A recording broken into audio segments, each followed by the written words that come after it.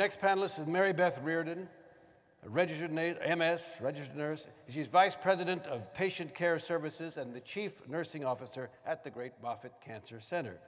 She was Director of Medical Surgical Nursing from 1985 to 2001, when she was appointed to the Vice President's position. And she's an oncology certified nurse and is designated as Certified in Nursing Administration Advanced. I could tell you more.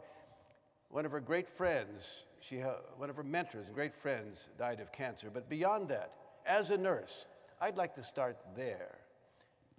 You've seen so many cancer patients. Many survived, many didn't. As a caregiver, what did they want from you? You know, there's so many places I could go with that question. Go anywhere you want. For me, being a professional caregiver for 35 years, I've been a nurse, an oncology nurse for 35 years.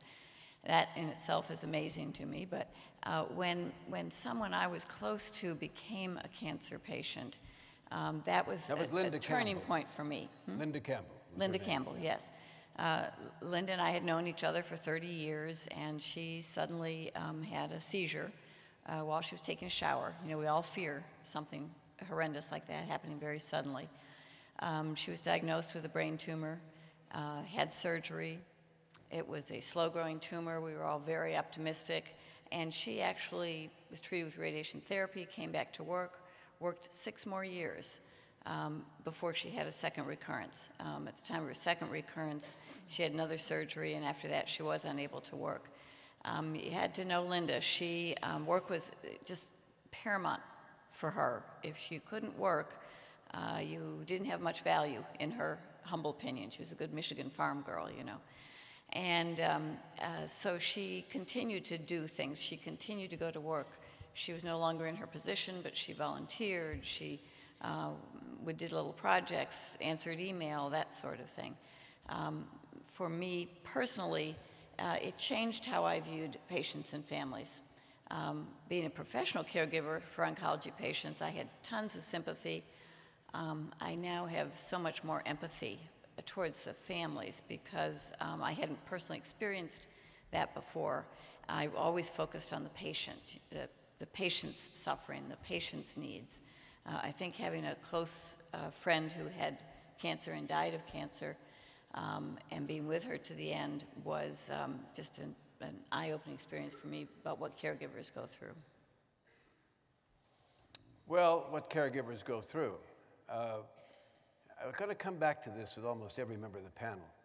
What's the emotional side of being a caregiver? Obviously, lots of emotions, Royal. You want to help, you want to battle this, you overcome it and all of that. What does it do to you? We've had a couple of people talk about that. And I also want to know not just about Linda, but about people that you don't know well. They're strangers in a sense. Is there an emotional tie there? I think there's an emotional tie between nurses and patients, physicians and patients, any professional caregiver that develops, some stronger than others. We need to protect ourselves to a certain extent because the compassion that you feel, if you feel it over and over and over and see nothing but suffering, it takes a toll. But we all have had very special experiences with very special patients. And so we need to work to translate that into how we can help. I think what professional caregivers always want to do is know how to help best. We're comfortable in that arena. When Linda was sick, it was amazing to me, as much as I knew about oncology and about nursing, how unsure of myself I was. It's different. Why was that? Because she was your very close friend? You would have been sure if she'd just been a semi-stranger? I think it is the closeness, but it's also being placed in the position of helping someone to make decisions. You know, that age-old one, when do I call the doctor? We want to be a good patient and caregiver duo. You know, we didn't want to call too much. We wanted to call when it was important. What was the best treatment to choose? All patients face choices. Should I go with radiation therapy? Should I do chemotherapy?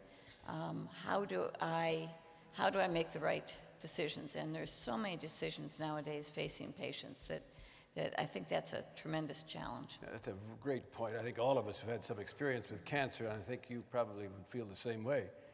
You go to a doctor, you want the doctor to say, this, this, this. When the doctor says to you, well, you could do this, you could do this, you could do this. And you say, well, I'm not trained. Wait a moment. It's a tough one, but I understand the need for it. Our next panelist is Liz Scott. She's the Vice President for Outreach and Communications for Alex's Lemonade Stand Foundation and mother of the late Alexandra Alex Scott, founder of Alex's Lemonade Stand Foundation.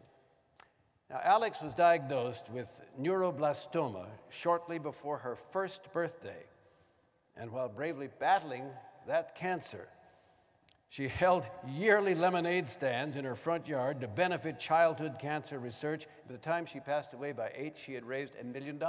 And now, since 2000, the foundation has raised $40 million for various cancer projects. Congratulations to you, Liz.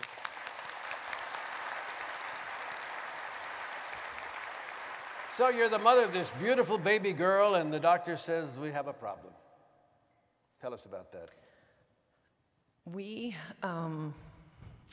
started with Alex's cancer really when she was 9 months old, and I just thought there was something wrong with her for several months. And then finally, right before her first birthday, in January of 1997, we ended up in the emergency room because she had a really bad weekend, and we decided it was just time to get some answers. And they admitted her, and the very next day said, we think she has something growing on her spine. They never said cancer, they never said tumor, so I thought, okay, there's something there, they'll check it out, they'll take it out. So when they did the MRI, and they said it would take about half an hour, 2 hours later, we saw doctors going in and out and noticed they weren't making any eye contact with us. And then the MRI tech, receptionist who meant well, but we joked about it with her for years, came out and handed us a box of tissues and said, the doctors want to talk to you now. So we knew it was bad. And my first reaction was absolute panic. I don't even think panic is the right word. I thought I was going to completely lose control. And of course, being 20, we were 26, we had 2 small children. I called my mom. And my parents came down. By the time they got there, we had learned that they thought it was neuroblastoma and that they thought she needed surgery right away. And from that point on, it was 7.5 years of treatment until she passed. Well, during those 7.5 years, I've just briefly portrayed her as being this very cheerful, this very positive person who did this lemonade stand and all of that. How could she do that? I think any parent whose child has a chronic illness, which really hers was for 7.5 years, their children develop a great sense of what's going on around them. They spend a lot of time listening and observing, and she somehow in her mind connected the fact that there needed to be something done to help other children. And I think because she was very strong-willed and very independent, and I'm the kind of mom who would, interfere in her plans and try to help her as much as possible, she decided she would do a lemonade stand, and she said, because I can do that myself, you don't need to help me. She let her brother help her. So I think she really thought she wanted to do something.